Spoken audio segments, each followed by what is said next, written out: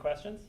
Yeah, I just had a quick question on connectivity, because we talked about, you have FPGA solutions. We've gone from gigi to 10 gigi to dual 10 gigi ports. Where does everyone see this going, as how do they connect in their servers and their infrastructure, and what their plans are? Yeah, InfiniBand, Nicey's talking a lot about 100 gigi, so what's really going on?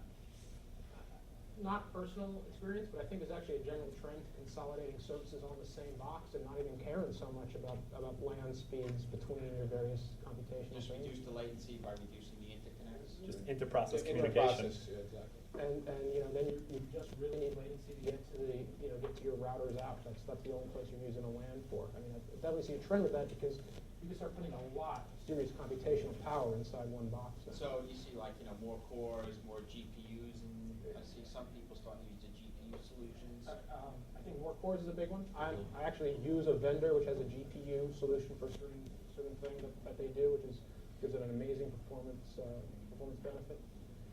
So I think that is a trend. Again, you'll probably hit a point where you can't put a whole data center in one box yet, but if Moore's Law keeps growing, you might get there. Thank you.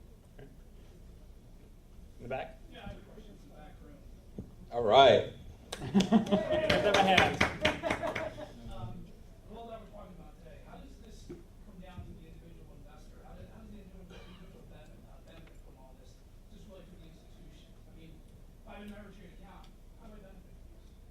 Do I pay less on a per trade? Do I get a smaller spread when transactions get investments? Steve, you knew you couldn't do a panel and someone wouldn't bring up flash orders, right?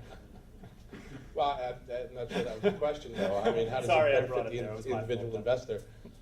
So Direct Edge, we don't have, individuals don't directly connect to Direct Edge, but the retail shops, one of the ones you mentioned there, those would be the types of customers that would connect directly to Direct Edge to execute individual investor trades.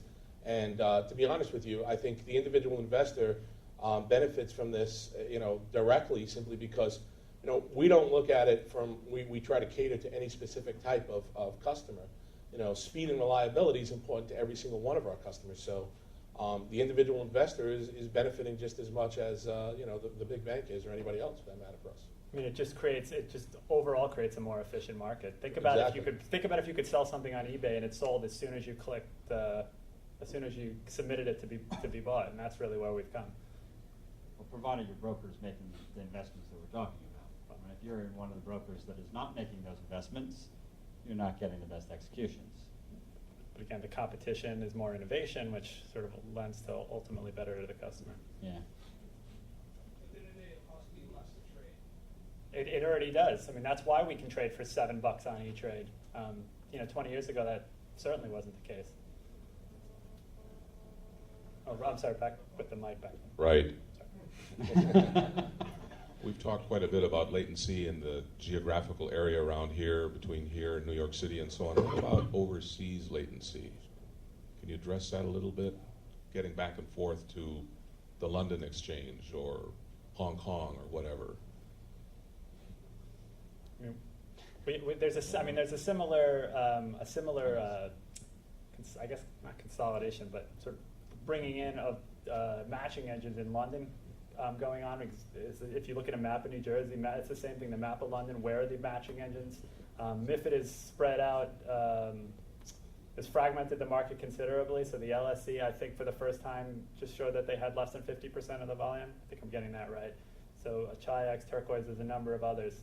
And then the other thing with Europe is, of course, you're never going to get away from Frankfurt and Paris, right? There's going to be markets all over Europe, and that won't disappear.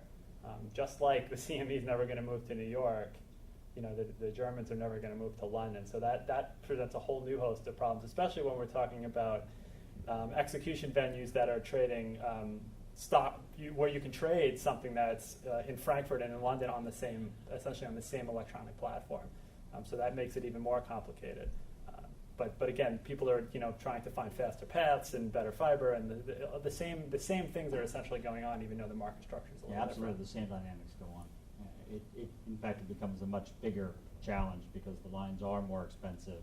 It's more difficult to deal with vendors and service facilitators outside of your home geography.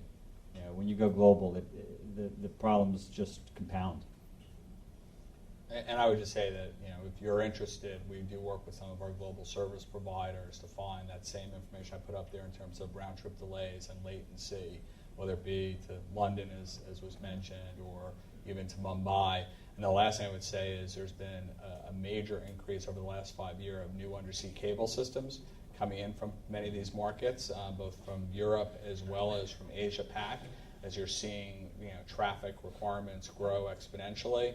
And obviously they're coming in, you know, allowing for faster speeds, faster connectivity, just as you're looking here in the U.S. from long haul and metro.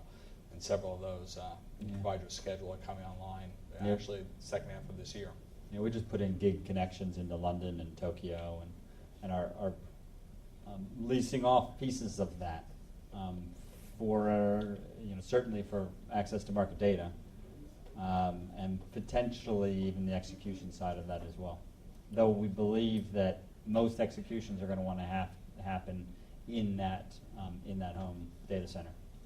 Part of that, with the U.S. equity market getting so competitive, more and more trading firms are looking, you know, overseas to Europe and Asia to find new opportunities, and South America as well. So, right in, oh, you keep getting right in the front. Sorry, I'm trying to go in order. He has the mic. So. I was trying to go in order. A hot topic right now is around sponsored access and the SEC concept release back in January. You all represent, you know, different parts of the supply chain. So what's the panel's feel on that concept release? I personally am not the individual reviewing that release on our end, but you know, basically from our end, we're going to review the concept release and effectively react accordingly. I mean, we're going to, you know, do whatever we need to do to put the right tools in place, because I think that that's what everyone's concerned about with sponsored access. You know, I could definitely be happy to follow up with you after this to maybe get you in touch with our GC to talk a little bit more about this. I think that they're asking the right questions, but we have a long way to go before we get to something that makes sense. Yeah. Anybody else? I referenced it earlier. I actually have a copy of it right here. We've been studying it. You know, we've been, you know, looking at the different components, everything, because it addresses everything from proximity hosting to competitive access to high frequency trading. And I think I agree. There's going to be a lot of back and forth, a lot of discussion. There's actually some things in here from a definition perspective I'm not sure are truly understood ubiquitously across providers as well as the financial services community. So we're studying it. We haven't, you know, submitted any formal response, but we're you know, talking to our customers and getting their view.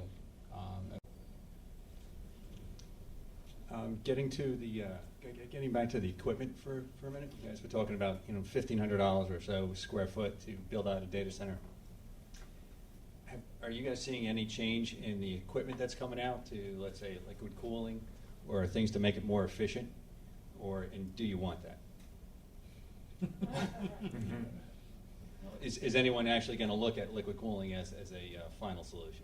Yeah, I mean, I will tell you, we look at, you know, we have a team that's focused on just new technologies and even older technologies. You know, we debate everything from do we go with flywheels, a combination of UPSs and generator in some of our new facilities, to just going, you know, with traditional generator capability, to looking at in-row cooling, to looking at liquid cooling, and, you know, we, you know, are deploying some of these capabilities in some of our facilities.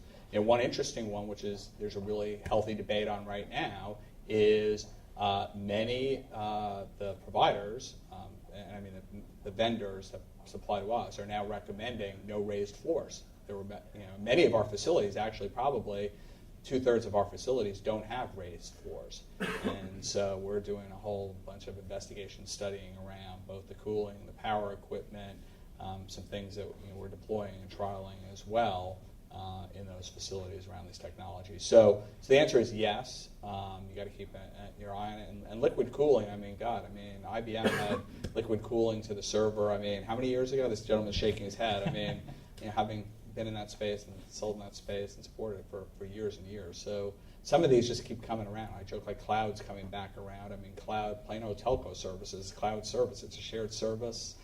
forever. So the answer is yes. But there's, I think to your point, it's changing pretty quickly now, very rapidly. Yeah, we saw some of these new 32-core servers starting to roll off, and the 24, 32-core servers are tremendous compute power per watt. Definitely going in the right direction. The hardware vendors are absolutely listening and realize the challenges that are going on for sure. It'll be continual evolution. I haven't been thinking about liquid cooling, but The other thing I would just comment that we find interesting, and it doesn't apply to these gentlemen here because they're smart technology folks and business folks, but many of our customers come in and the first thing they say is, we need at least 20 kW per rack. That's how much power. And then when we sit down and say, well, why do you need that? And what's your equipment and what do you really need? And we go through this, we have a tool and a modeling tool and process. It turns out that it's really today, 4 to 6 kW per rack.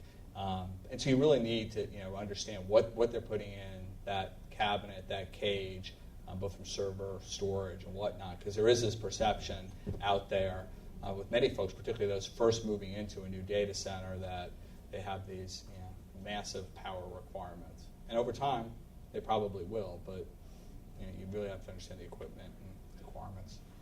Talking to where this was going, there was an article in the New York Times a few weeks ago that in the research lab, they figured out how to have liquid or water molecules actually follow a track on a piece of silicone at the molecular level, and then that water would actually keep the chip cool. I think it was MIT. It's just an example of how absolutely unbelievable it will inevitably get in the next couple of years. Any other questions? Well, that gets back to the question that these two first talked about. You take your principle, you apply it to market data providers, you apply it to exchange providers, you apply it to the sell side and the buy side. Why can't we have a stock exchange in a box, and when will it happen? That's a very interesting question, and it might be happening soon. I mean, who knows? Clearly, it's one of the strangest things, but new innovations in technology, and this is going to sound a little trite, but drive new innovations in technology. And so the pace of the acceleration just keeps going and going and going. And then, would you imagine what you could do in one box today? You used to fill up whole data centers 15 years ago. And so it's quite possible. Now, the other thing is, as the exchanges become more and more efficient, they can bring in more and more and more customers. So it's not like the amount of trading has remained flat as well. That grows at the same time. So, that's an interesting question. And wouldn't it solve the legislative question we talked about it early on? Yeah, but are you also going to let someone run their own software in your box? Well, and the prop guys aren't going to want to put their algorithms in someone else's box either. So that begs the question: does the technology drive the business, or does the business drive the technology now? Well, for me, the technology is the enabler for the business model. So basically, for us, it's whatever innovation that the strategists, the direct edge, are looking to employ. We have to make that happen. So I still think it's just, for us, technology is an enabler. But on the back end, our job is to make sure that we're keeping up with all of the newer technologies to deliver a fast, reliable product. Just like Steve said, at the end of the day, we provide a business, and it doesn't really matter how we do it. If we could do it with an abacus and it was just as fast, that's what we would do. But there is a strange thing, is that they do kind of converge sometimes. And I'm a software engineer by trade, and sometimes I find, like, when I finally got the software process right, is when the business guys finally got the business process right. There does seem to be a kind of convergence that occurs with both the technology and the business at the same time. It's a certain clarity point. Any last questions? Great. Thanks. Well, I think I'll hand it back to Eric to wrap up, and thanks for the panel.